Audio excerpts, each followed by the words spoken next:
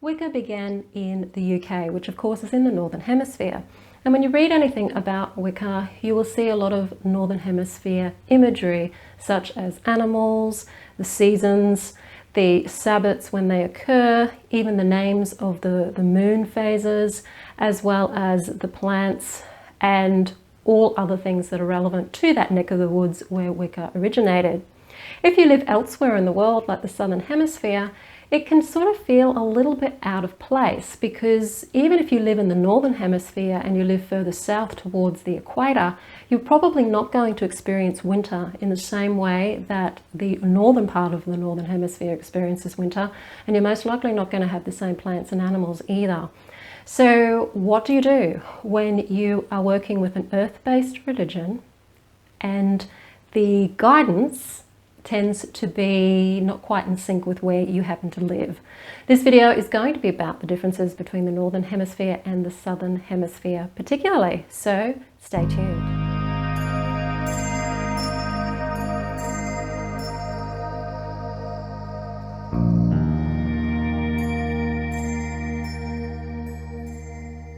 Hi, I'm Sandra from MysteryWitchSchool.com, and if you're new to this channel and you are a witch or Wiccan, or you just want to know more about it, hit the subscribe button and the notification bell so that you don't miss anything. The differences between the Southern Hemisphere and the Northern Hemisphere are generally quite commonly understood now in Wicca, as it's gotten out there more and become more popular in the Southern Hemisphere, like with South Africa, Australia, New Zealand, and even parts of South America. So we're understanding that there's a difference between the way that we work in the Northern and Southern Hemispheres. And the reason why we work differently is essentially that from an earth-based point of view, which isn't correct scientifically, but it's coming from an earth-based point of view, and we here on planet Earth are working from an earth-based point of view and working with the way things are seeming on the Earth. The sun, in its traveling through the sky over the course of the day, we know that it rises in the east, sets in the west, but depending on which hemisphere you're in, or even where you are in regards to your location in those hemispheres, the sun is going to do an arc heading towards the equator. So in the Northern Hemisphere, when the sun is doing its arc, it heads towards the equator, which is in the south. Whereas here in the Southern Hemisphere where I live, it heads north towards the equator. So when we're talking about the words Diasul and Widdershins, which you've no doubt heard and get a bit confused about, Diasul means sunwise. It doesn't mean clockwise, it means sunwise. Widdershins means anti-sunwise. It doesn't mean anti-clockwise. So in the Southern Hemisphere, our Diasul is anti-clockwise and our Widdershins is clockwise. In the Northern Hemisphere, Diasul is clockwise and Widdershins is anti-clockwise, because Diasul means going the direction of the sun from an earth-based point of view. So if you're going Diasul in the Northern Hemisphere, you're following where the sun is going, and the sun is heading south. So it goes from the east towards the south, whereas here in the Southern Hemisphere, it goes from the east towards the north. So that's why we change our north and south, our earth and fire elements when we're in the Southern Hemisphere. So we reverse them. So in the Northern Hemisphere, fire will be in the south. In the Southern Hemisphere, fire is in the north. In the Northern Hemisphere, earth is in the north, and in the Southern Hemisphere, earth is in the south, because earth is at the poles. Now, depending on what tradition you're working with in regards to other traditions outside of the Wiccan tradition, you may not change your directions according to where you live. With some traditions, if you're working in a Kabbalistic tradition or you're working in a tradition that belongs to a particular culture, that usually doesn't change when you relocate around the world. But when it comes to Wicca, we do the swap.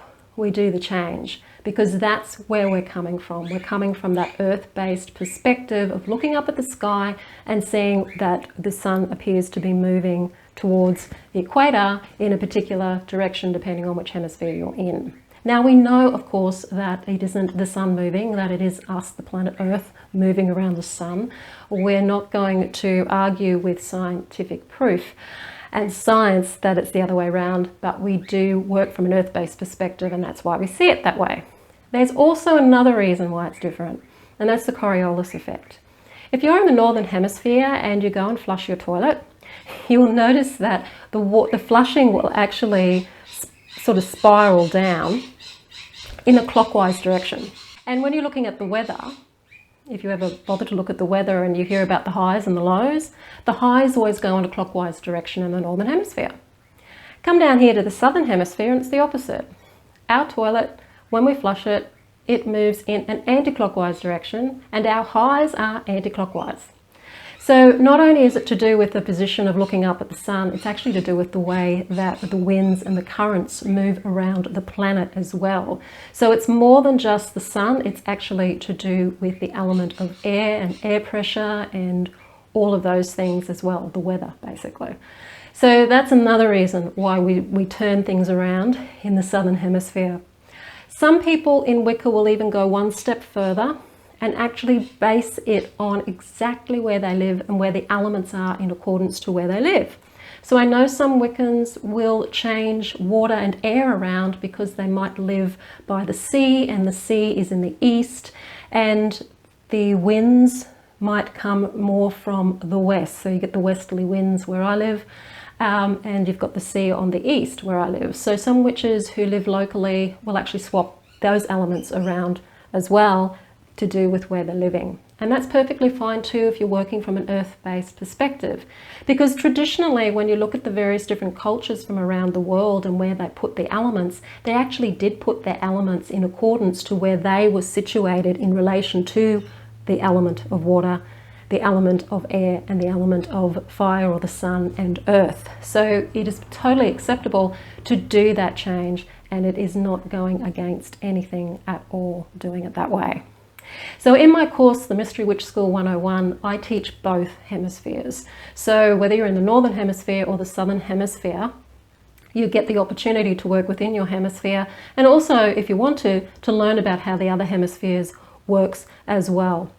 So you have that option of choosing which hemisphere you want to work with, and you can also swap them over if you happen to be traveling.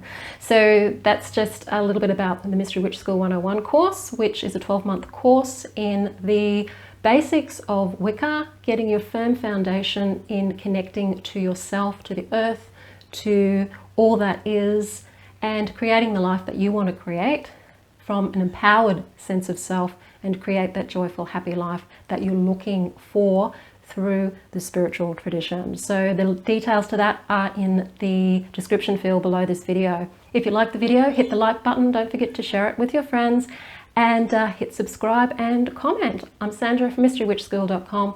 Blessed be.